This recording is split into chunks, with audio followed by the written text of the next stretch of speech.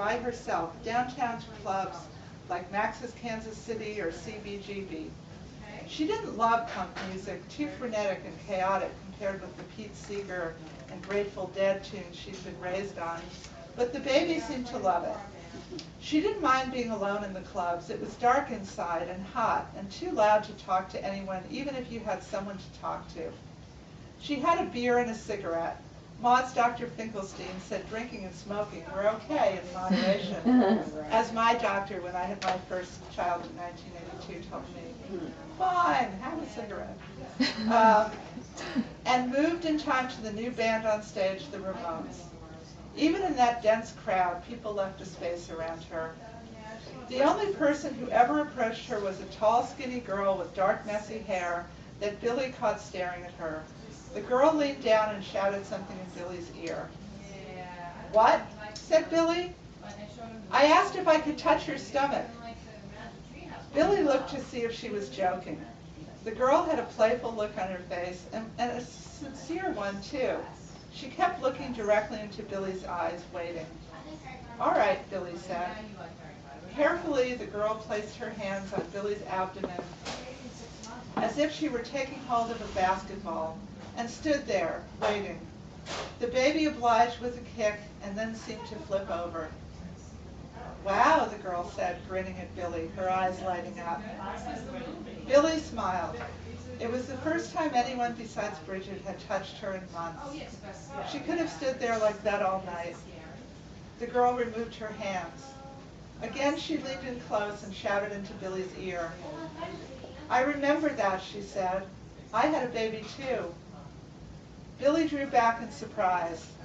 The girl looked barely older than she was, and was so thin, almost like a boy. She didn't look like anybody's mother. "You did?"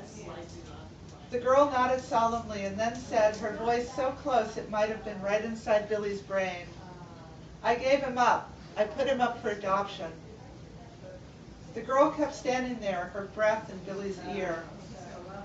"I wanted him to have nice parents, regular people," the girl said finally, "not like me." She drew away and flashed a grin at Billy, then turned and disappeared into the crowd. There was so much more that Billy wanted to ask her. How did you find the people? Did you pick them because you wished they were your parents? Did you see your baby, hold him? Do you miss him? Are you glad you gave him away? Do you ever want him back? But the girl had vanished. A boy with a metal bar through the middle of his nose and a safety pin in his eyebrow, his blonde hair shaved short, stuck out his tongue and kissed another boy. Somebody snorted coke up a long, curling pinky nail. A small-breasted girl in patent leather pants began jumping in time to the music. Billy was alone again, standing there wondering whether she should head out into the night and trudge back uptown, when she saw the girl who'd given away her baby climb onto the stage and grab the microphone. Billy watched astonished as the girl started singing. She had a vision then of her own future, that there would come a day, not too long from now, when this baby would no longer be inside her, part of her.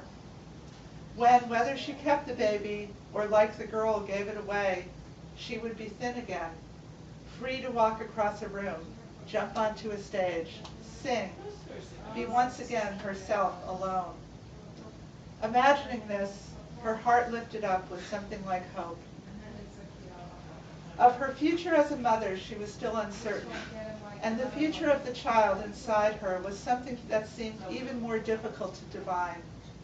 But she understood, maybe for the first time since learning she was pregnant, that no matter what, she'd still have a future as herself.